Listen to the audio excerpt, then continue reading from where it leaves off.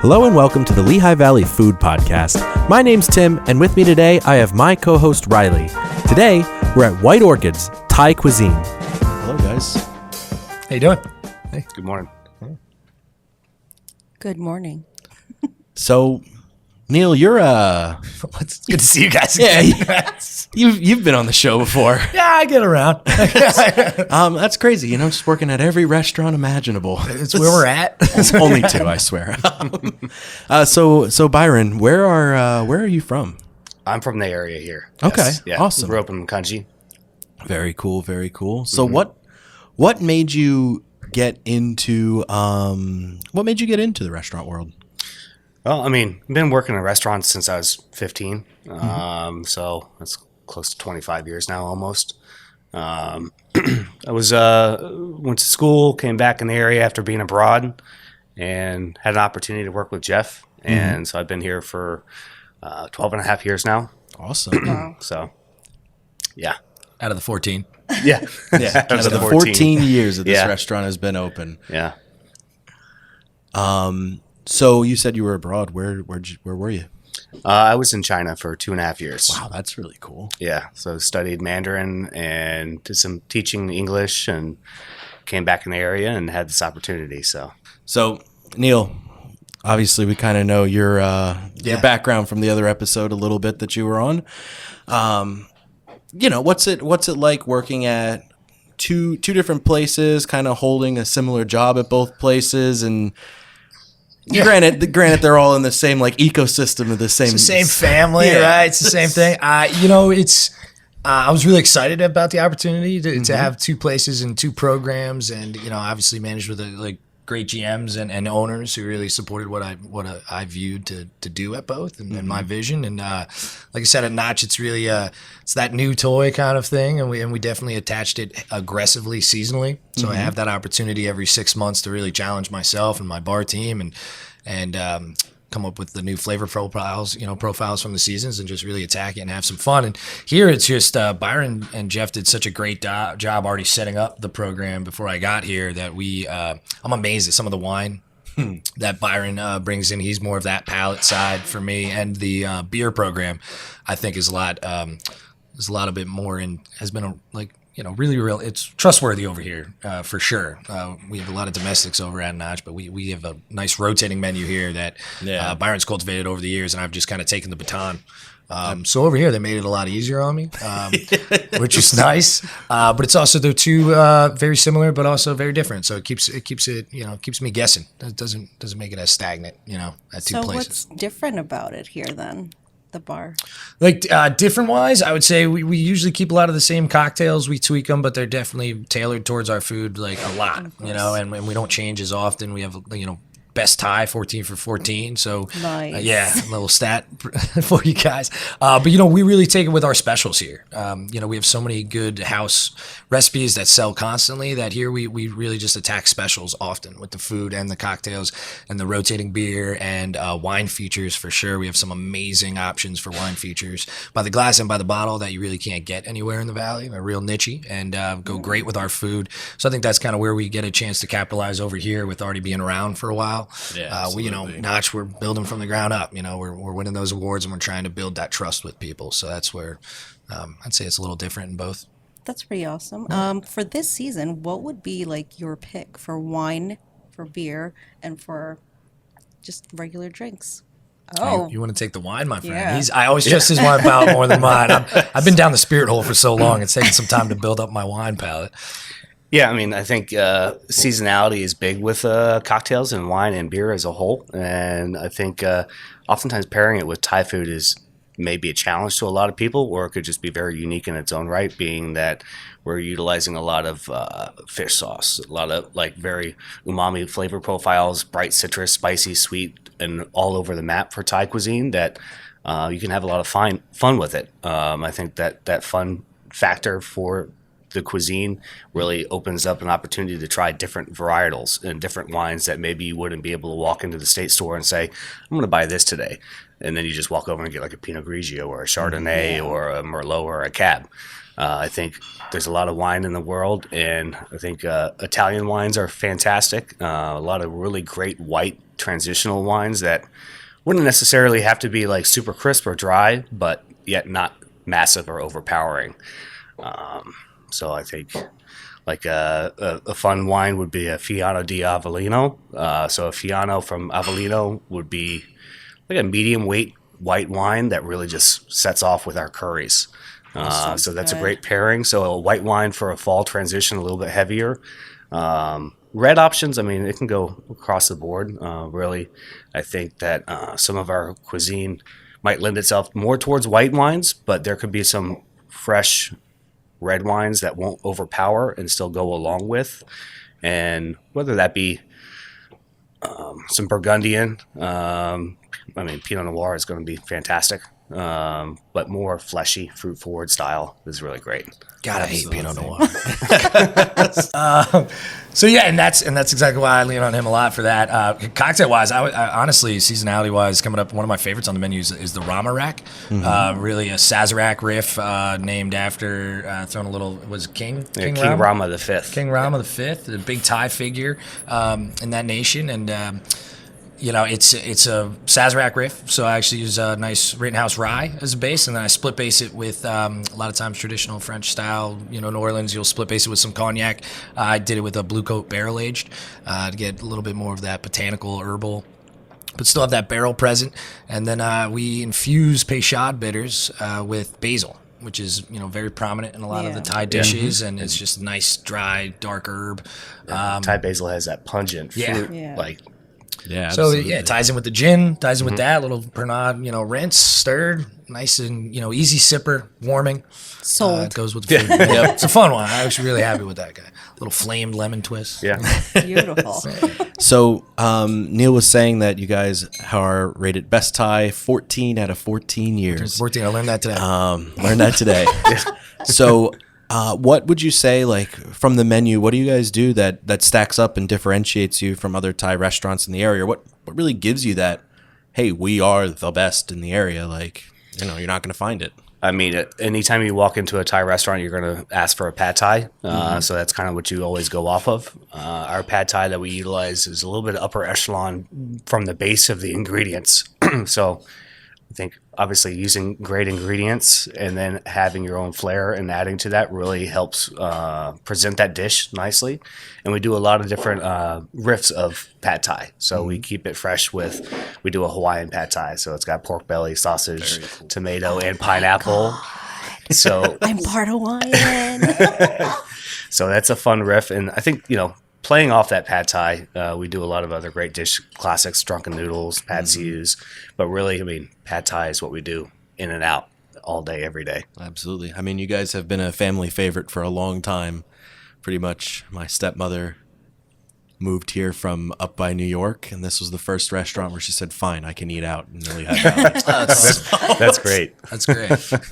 So moving on from that, you guys obviously have a great menu. You know, you keep it fresh all the time by rotating things in and out and making sure that, you know, seasonally it's appropriate for what people are coming in to eat.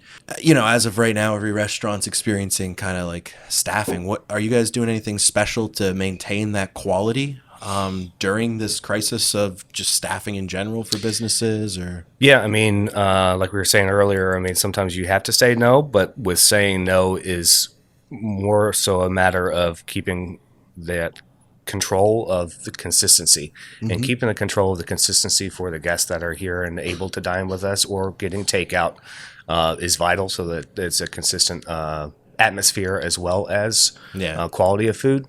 So that's really what we're trying to maintain. And obviously the past year and a half, 2 years, our takeout has really blown up in regards to volume, and understandably so. And, you know, but we have a lot of new systems in place that take that control out of our hands directly, and we can manipulate it and be sure that we are ensuring that quality across the board. So sometimes we have to turn off takeout, or we have longer waits, but really just trying to narrow that in. We have also had to, reduce some of our menu options because we don't have the labor force to be able to correctly, develop or build those dishes. So, reducing the menu to keep it more concise and really keeps that consistency and quality there, which, again, don't ever want to really say no, but you have to, just to be able to make sure that we have the quality there.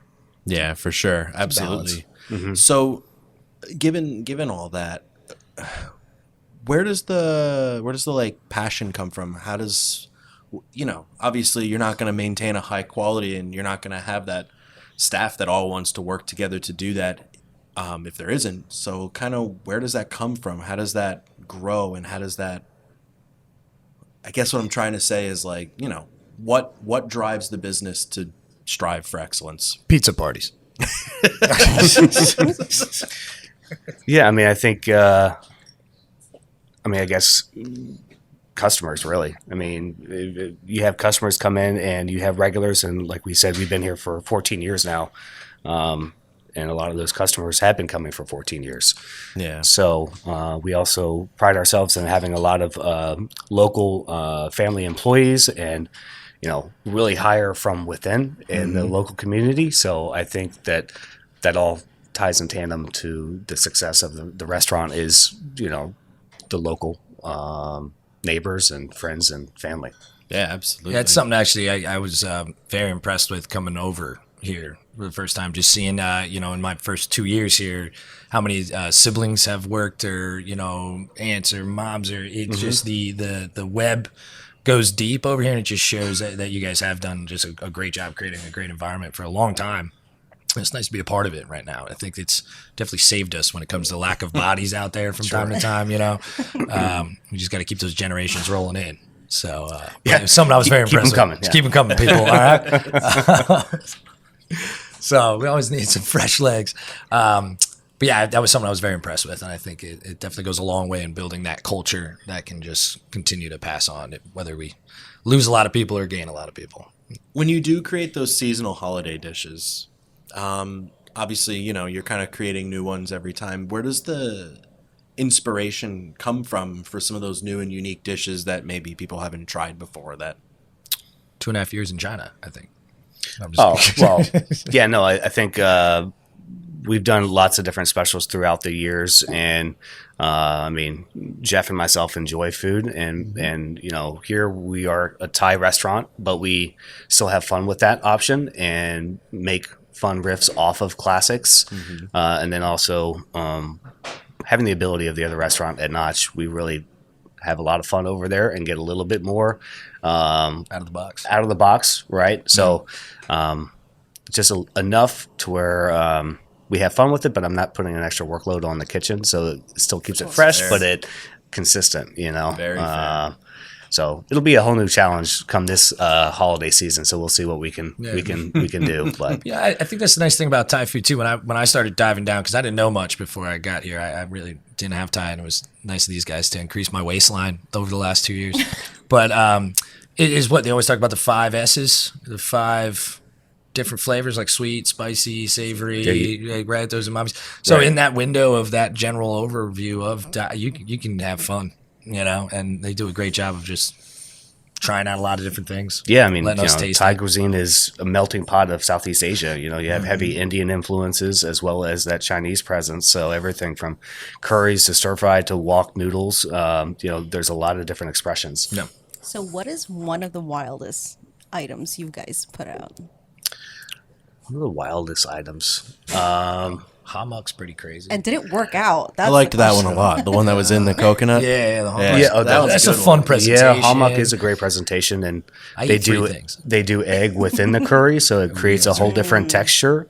I would say, of late, that Hawaiian pad thai was probably the most successful experiment. Right now, we're doing a riff on ramen, but we're utilizing a ramen noodle based on pad thai, so it's a pad thai ramen done with shrimp and fresh cut mango. So tossed in with those profiles, they're pretty fantastic.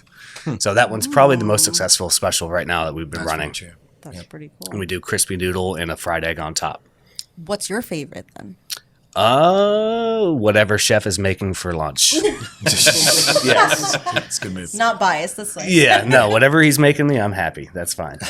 And how about you? What's your favorite dish? I go back and forth. I'm sure the kitchen will have a stronger opinion on this than myself because they now know exactly what I get. So I usually go with the pad thai or the basil fried rice.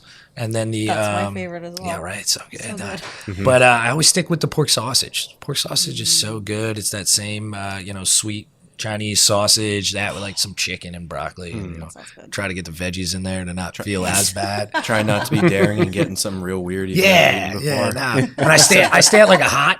That's I the don't go opposite. Thai hot. I'm like, hey, give me the frog legs and make it super spicy. Right. It's just good. Right. And I see him sweating over there while still scarfing the food down. I'm like, are you okay? It's an experience. That's what Yeah. he's going for. Yeah, Right. Speaking Yeah. of Jacoby, should we get some frog legs for lunch?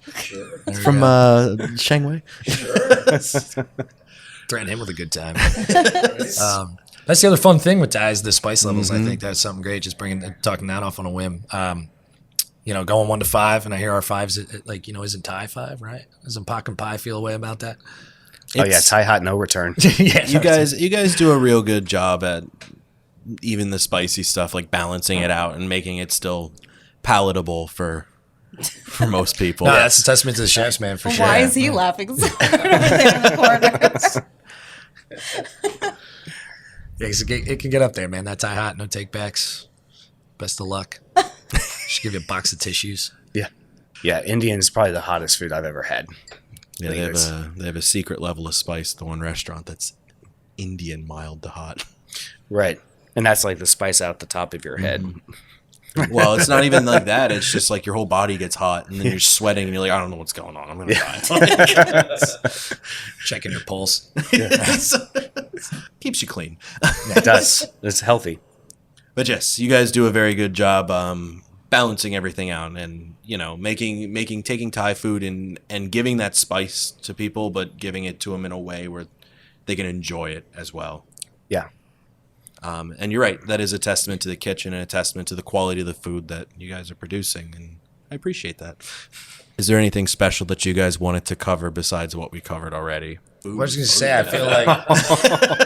feel like with no chef, you guys aren't doing the here's a can of beans. What would you make with this? I brought something. It depends. Yeah, we should do this. Should we throw it by? I feel like you got to do it with everybody. Can I give my 2 cents on this? We can play the game. would take This the one's broad. weird. Yeah, that's that's It's weird. very Yeah, we're- simple, but quite difficult. Okay. Well, while we finish up, we like to play a game where we Oh my god. Neil knows what it is, but Byron doesn't. That's a fun game. Where we bring something kind of random and say like, how would you create a 5-star dish out of this, or how would you create something that people would love to order? So I looked through our cupboards today. We don't have much, so I have this, and you can go ahead and tell them what that is. It is pasta sides Alfredo, fettuccine and creamy Parmesan Romano flavor sauce. Also, I purposely brought something that had nothing to do with Thai food. So. Yeah, there you go. Good luck. I mean, there's noodles. And neither of us There are are chefs. noodles.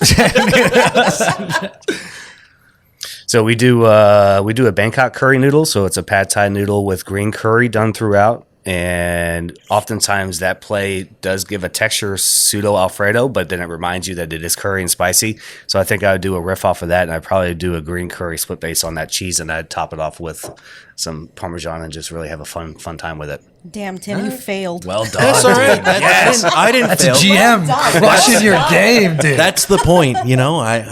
I'm not trying to bring something that's going to discredit people. All right? Yeah, I know you guys are good. But no, that was quick thinking. I love it. That was I would great. create a sort of noodle milk horchata thing with the noodles, and then I would use a little bit of the natural flavors with egg white and top it with the Parmesan. And then have people drink them.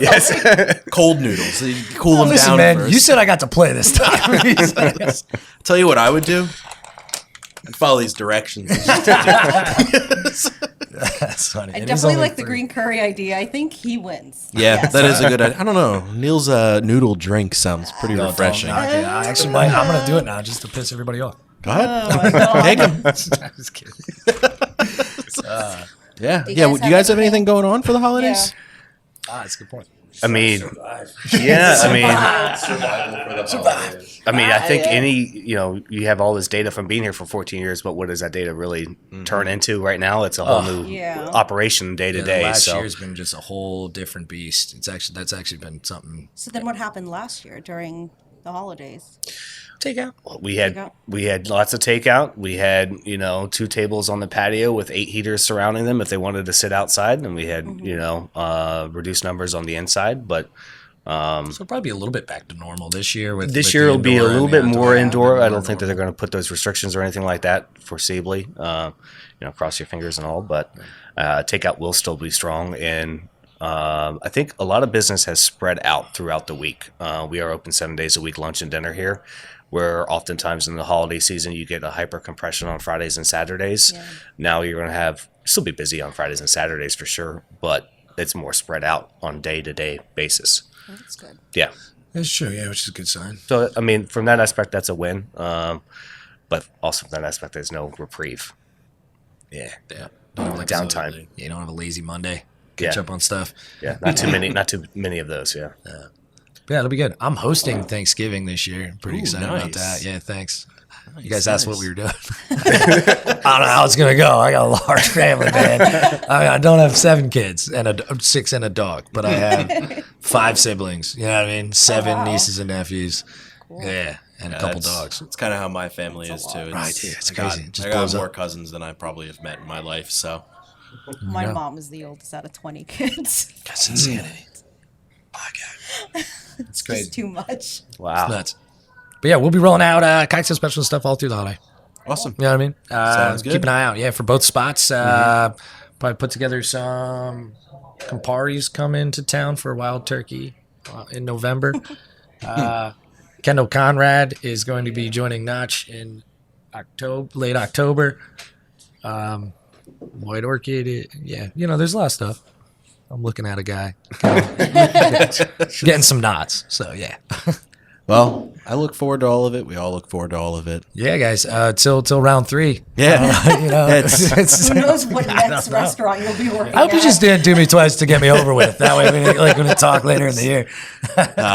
Well, it's been a pleasure having you guys on. Neil, it's Thank been you a guys, pleasure guys. having you back. Lovely meeting you. You as well. Love you meeting you, Brian. great seeing you both. Byron. Sorry. And yeah, Cool. Well, great. the last episode ended in Go Birds. Cut. I'm definitely going to cut that out. Oh, go Birds. Do it again, dude. We're 2-3.